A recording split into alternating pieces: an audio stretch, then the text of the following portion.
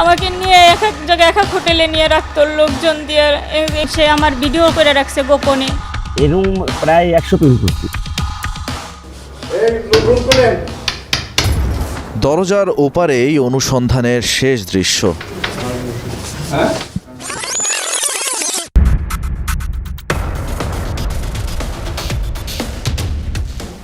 অনুসন্ধানের পরতে পরতে তথ্য প্রমাণ আর অনুসন্ধানী চোখে টিম আন্ডারকভার আপনাদের দেখাবে কিভাবে প্রেমের ফাঁদে ফেলে প্রতারক ও নারী পাচারকারী চক্র জাল বিস্তার করেছে পুরো বাংলাদেশ জুড়ে।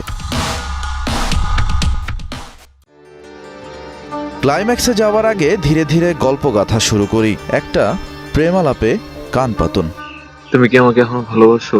তোমাকে ভালো না বাসার কোনো কারণ তো আমার কাছে নাই। প্রাথমিকভাবে যে কারোরই মনে হতে পারে একজন প্রেমিক তার প্রিয় মানুষটির সঙ্গে মুঠো ফোনে একান্ত আলাপ করছেন। তোমাকে যদি আমি আমার কাছে নিয়ে আসতে চাই, তুমি কি আমার কাছে আসবা? তুমি আমাকে নিয়ে যাবে? যাকে আমি ভালোবাসি তাকে কি আমি নিয়ে আসতে পারি না? তোমাকে রানীর মতো করে রাখবো। তাহলে তুমি আমাকে নিয়ে যাও। ফোনের কথোপকথন শুনে ধারণা করা যায় একজন প্রেমিক তার প্রেয়সীকে নিয়ে একটা সুন্দর জীবন গড়ার স্বপ্ন দেখছেন। কিন্তু টিম আন্ডারকভার কোনো রোমান্টিক উপন্যাস নয়, পুরোপুরি ক্রাইম থ্রিলার। তাই সন্দেহ নিয়ে ঘটনার পেছনের ঘটনা খোঁজা শুরু। ফোনের ওপ্রান্তে থাকা নারীটিকে যে ব্যক্তিটি ঘর ছাড়ার প্ররোচনা দিচ্ছেন তার পরিচয় তিনি একজন নারী পাচারকারী চক্রের সক্রিয় সদস্য। প্রেমের ফাঁদে ফেলে ঘর থেকে নারীদের বের করে এনে আবাসিক হোটেলগুলোতে বিক্রি করে দেয়া যার মূল উদ্দেশ্য। প্রেমের ফাঁদে ফেলতে কিভাবে মিষ্টি কথার কারেন্ট জাল ফেলে চক্রের সদস্যরা তার একটা প্রাথমিক ধারণা পাওয়া গেল। অনুসন্ধানের দ্বিতীয় ধাপে যাবার আগে এমন চক্রের একজন সদস্যের কাছে জানতে চাই কিভাবে ধাপে ধাপে একজন নারীকে প্রেমে ফেলে যৌন দাসী বানিয়ে পাচার করা হয়। যারা বলা হয় দালাল, প্রায় 100 মিনিটে নিয়েছি 2-300 মানে। অর্থাৎ প্রেমের ফাঁদে ফেলে নারী কেনাবেচা করাই এই ব্যক্তির মূল পেশা। কিন্তু হোটেলগুলোতে বিক্রি করে দেয়া এসব নারীদেরকে বশে আনা হয় কিভাবে? রাজু হলো না, পুলিশ আসলো। পরে আমরা মোবাইল একটা রুম আছে আমাদের, সাউন্ড দিয়া বাইরে মারলে পরে কাজে হয়। প্রশ্ন হলো একজন নারীকে বিক্রি করে সাধারণত কত টাকা পান তিনি? এই রুবেল টাকা দিছে 50,000, সাজা ভাই দিছিল 20,000, 70,000 টাকা দিছে। এটাই শেষ নয়, এরপর নাকি সেই নারীর কাছে খদ্দের পাঠিয়ে লাভ করা হয় আজীবন। আপনার একদিনে সর্বোচ্চ কত? আমার একদিনে 100 টাকা। এই ব্যক্তির কথায় একটা বিষয় স্পষ্ট, ফাঁদ পেতে আনা নারীরা হোটেলের যৌন ব্যবসায় নামতে রাজি না হলে নেমে আসে নির্যাতন। কিন্তু এমন সব অপরাধ ঘটে কিভাবে?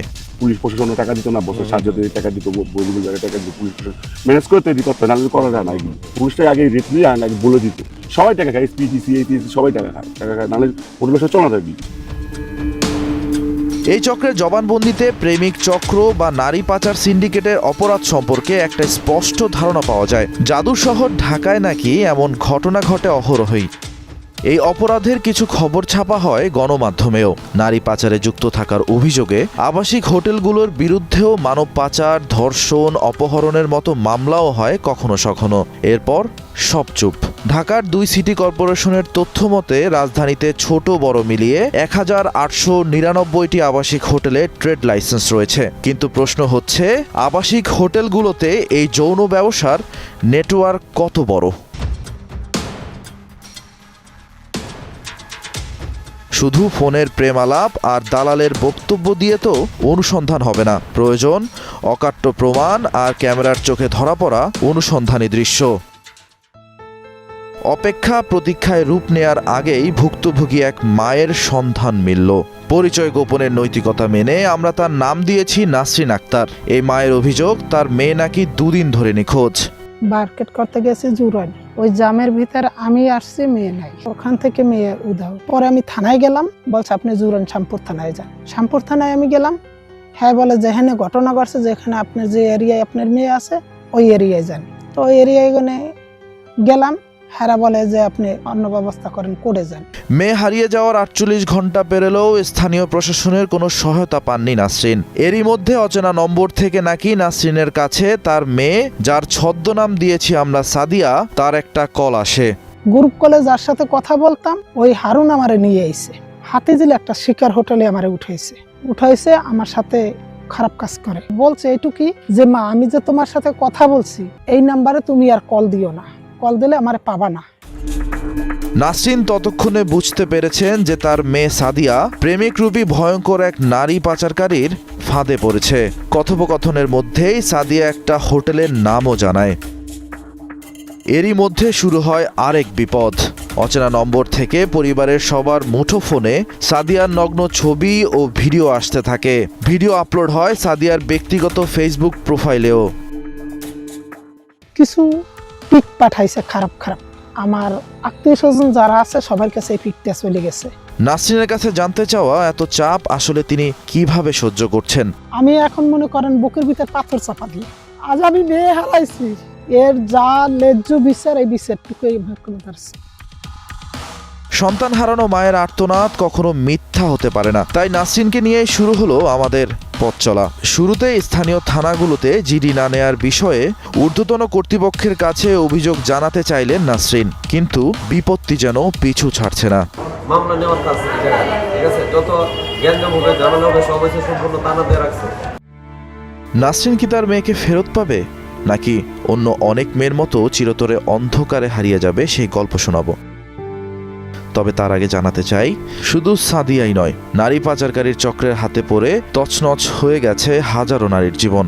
তাদের মধ্যে একজন যার ছদ্মনাম শিল্পী। প্রেম করে বিয়ে হয় তাদের, কিন্তু এরপরই বুঝতে পারেন তার স্বামী নুরু একজন নারী পাচারকারী। ও সবকিছু আমার জায়গা শুনেই করছে। শিল্পীর ঘরে দুটি সন্তানও হয়, তা সত্ত্বেও ভিন্ন নারী পাচারকারীদের কাছে সুযোগ বুঝে নিজের স্ত্রীকেও বিক্রি করে দেন স্বামী নুরু। আমাকে বিভিন্ন হোটেলে নিয়ে যাওয়া হতো, মেঘনা, যমুনা, এই সমস্ত হোটেলে নিয়ে কাজ করাইতো, ব্যবসা করাইতো।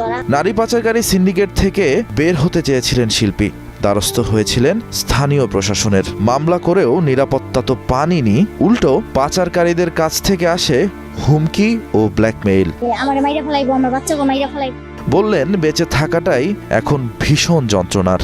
ও আমার জীবনটা পুরো নষ্ট করে দিছে, পুরো বরবাদ করে দিছে, এবং আমার বাচ্চা দুইটার জীবন নষ্ট করে দিছে এর সাথে। কখনো বিয়ের কথা বলে, কখনো হচ্ছে আপনার চাকরি ভালো দিব, কখনো হচ্ছে অন্য উন্নত জীবন দিব, এই সমস্ত বলে তাদেরকে নিয়ে আসে। পরবর্তী তারা প্রতারিত হয়, রেপের শিকার হয়। প্রেমিক ছদ্মবেশী নারী পাচারকারীর হাতে পড়ে শিল্পীর মতোই পুরো জীবন ওলটপালট হয়ে গেছে আরেক ভুক্তভোগী নারীর। তবে এই নারী প্রেমিক শুধু বাংলাদেশের হোটেলেই নয়, নারীদের বিক্রি করে ভারতের আবাসিক হোটেলেও। তার সাথে আমার মোবাইলে সম্পর্ক হয়েছে। পরে কথা বলার পরে সে আমাকে বিয়ের কথা বলে, যদি তুমি পারো পলাই আসো, আমরা বিয়ে শাদী করব। এরপর ক্রমশই পাল্টে যেতে থাকে জীবন, রঙিন জীবন পরিণত হয় বিষাদে। ভারতে যখন গিয়েছি তখন আমাকে অন্য জায়গায় একটা মহিলার কাছে আমাকে নিয়ে গেছিল, বসে তো পরে আমাকে যখন বলছে তো তোমাকে এখানে বিক্রি করে দিয়ে চলে গেছে। কিন্তু আরেকটি দেশে পাচার হবার পরেও সেখান থেকে মুক্তি মিলল কিভাবে? ওখানে 1 বছর 3 মাস থাকে, আমার কাগজপত্র ওখানে পাঠায়, ওই আইনজীবী সমিতি থেকে সহযোগীদের কারণে আমি বাংলাদেশ আসতে পারছি। অনেক সময় মেয়েরা অভাবিত একদম উচ্চাকাঙ্ক্ষা নিয়ে তারা রাজি হয়ে যায়, এভাবে তাদেরকে প্রথমে ট্র্যাপে ফেলে। শেষ পর্যন্ত গভীর অন্ধকারে হারিয়ে যাওয়া এক নারী ফিরতে পেরেছেন নিজ পরিবারের কাছে। কিন্তু আপনাদের আরেক অসহায় মা নাসরিনের কথা হয়তো মনে আছে। নাসরিন এখনো খুঁজে পায়নি তার সন্তান সাদিয়াকে। আদৌ কি সাদিয়া ফিরতে পারবে? বিরতির বিরহ শেষে বাকি অনুসন্ধান।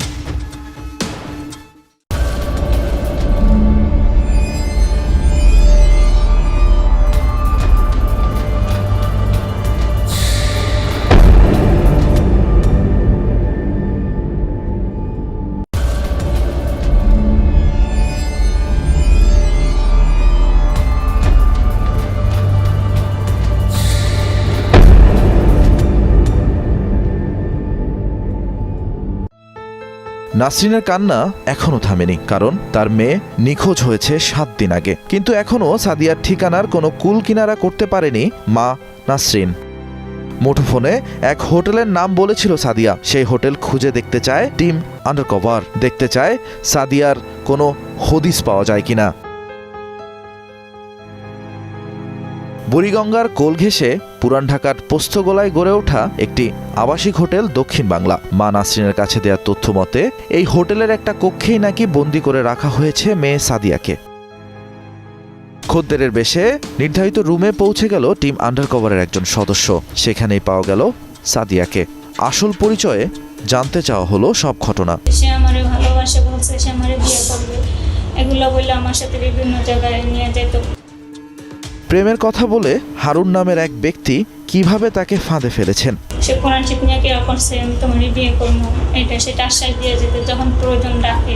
আমি বিশ্বাসে তার সাথে ঘনিষ্ঠ হয়েছি। শুধু নারী পাচারকারী পরিচয়ই নয়, এই হারুনের নাকি আবার আছে ভিন্ন পরিচয়। বলতেছে ও আইনের লোক, ওগুলো দিয়েই তো আমার ভয় দেখাই রাখতেছে, আমি কিছু করতে পারবো না, কিছু করার ক্ষমতা নাই। এই ফাঁদ থেকে বেঁচে ফিরতে সহায়তা চাইলেন হোটেলে বন্দী সাদিয়া। আমি তো এই ধরনের মেয়ে না, আমি এই ধরনের মেয়ে যেগুলো করে বেড়াই। আমি যদি এই ধরনের মেয়ে হতাম তাহলে আমার গায়ে লাগতো না, মরা অনেক ভালো।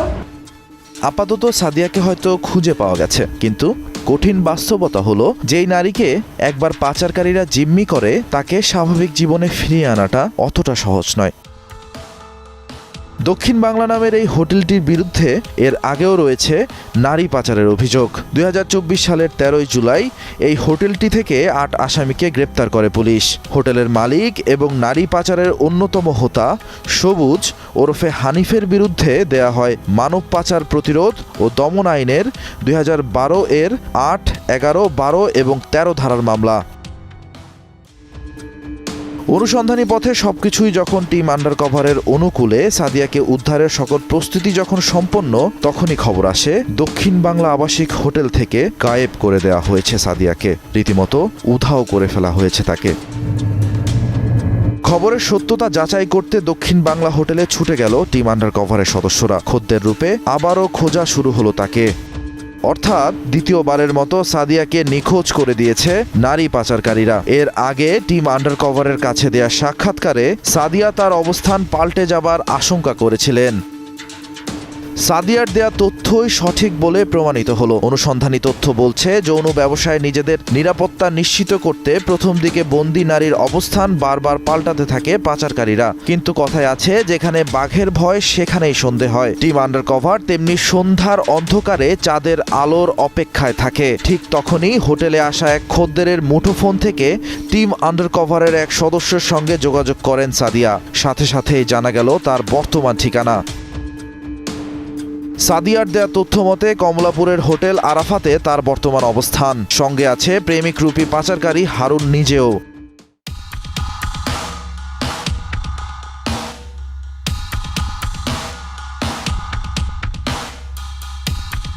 তাৎক্ষণিকভাবে সাদিয়াকে উদ্ধারে এগিয়ে এলো মতিঝিল পুলিশ বিভাগ। সাথে নির্দিষ্ট ঠিকানায় অবস্থান নিল টিম আন্ডারকভার।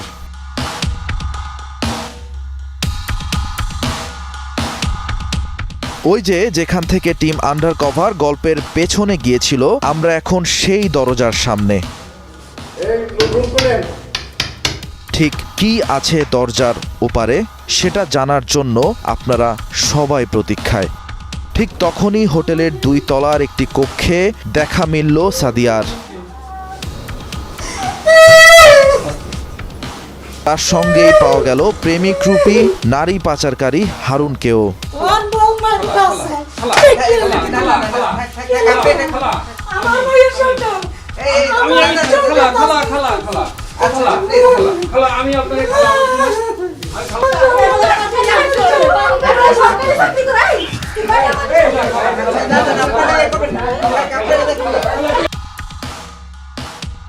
এবার হারুনের মুখোমুখি হলো টিম আন্ডারকভার। ক্যামেরা দেখে নিজেকে নির্দোষ দাবি হারুনের। তার সাথে আমার শারীরিক সম্পর্ক হয়নি। আমি আমার কাছে কিছু মেসেজের স্ক্রিনশট পর্যন্ত তার সে দেখাচ্ছে। না না, এগুলো কিছু নেই। কথায় আছে চোরের মায়ের বড় গলা। হারুন উল্টো দাবি করে বসলেন যে তিনি নিজেই নাকি ব্ল্যাকমেইলের শিকার। আমাকে বলছে আমি এগুলো করবো, তোমার চাকরি খাবো, বিভিন্ন ধরনের ভয়ভীতি। এটা কিসের ছবি বলেন তো ভাই? মাথাটা ঘুরতেছে, একটু বসতে পারি। যে তারা যে অভিযোগ করছে যে আপনি তাকে খারাপ কাজে বাধ্য করছেন, বিভিন্ন গোপন ছবি ধারণ করে তাকে ব্ল্যাকমেইল করছেন, এই বিষয়ে একটু কথা বলেন।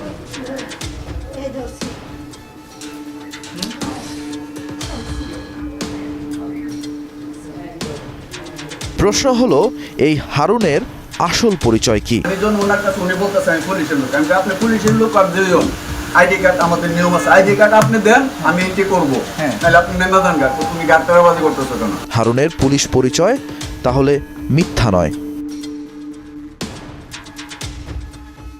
হারুনুর রশিদের পরিচয় সে রেল পুলিশের কনস্টেবল। পুলিশ পরিচয়ে প্রভাব খাটিয়ে নারীদেরকে ফাঁদে ফেলাই ছিল তার দ্বিতীয় পেশা। কিন্তু প্রশ্ন থেকে যায়, হারুনের মতো নারী পাচারকারী তাহলে কিভাবে এই হোটেলের রুম ভাড়া পেল? ওই তো পুলিশের পুরো প্রভাব ফাটাইছে, ওখানে ওই কথা বলতেছে না, হ্যাঁ সময় তো এই সময় ওরকম ভাবে কথা বলে নাই, ওই তো ডাইরেক্ট বলছে আমি এখানের এসআই। বিষয়গুলো গোপন না রেখে দ্রুত নিকটস্থ থানায় যোগাযোগ করার জন্য, এর বাইরে আমাদের সাইবার সাপোর্ট সেন্টার রয়েছে, সেখানেও কিন্তু তারা অভিযোগগুলো করতে পারেন। ইতিমধ্যে হারুনের বিরুদ্ধে মতিঝিল থানায় বিয়ের প্রলোভনে ধর্ষণ ও পর্নোগ্রাফিক আইনে মামলা করেছেন সাদিয়া। তাদেরকে যদি আসলে একটা দৃষ্টান্তমূলক বিচারের মুখোমুখি করিয়ে যদি আসলে আমরা একটু দৃষ্টান্তমূলক শাস্তি দিতে পারি, তাহলে বাকি যারা অফেন্ডার বা ক্রিমিনাল আছে তারা কিন্তু এই ধরনের ক্রাইমগুলো করার আগে আসলে চিন্তা করবে। সাদিয়াকে উদ্ধার করা গেলেও ঢাকার শত শত আবাসিক হোটেলের অন্ধকার ঘরে এখনো বন্দী রয়েছে অগণিত সাদিয়া, যাদের কান্নার শব্দ হয়তো পৌঁছায় না আমাদের কাছে। প্রশ্নটা হলো, আইনের চোখ ফাঁকি দিয়ে প্রশাসনের নাকের ডগায় দাঁড়িয়ে কিভাবে টিকে থাকে এই অন্ধকার সাম্রাজ্য?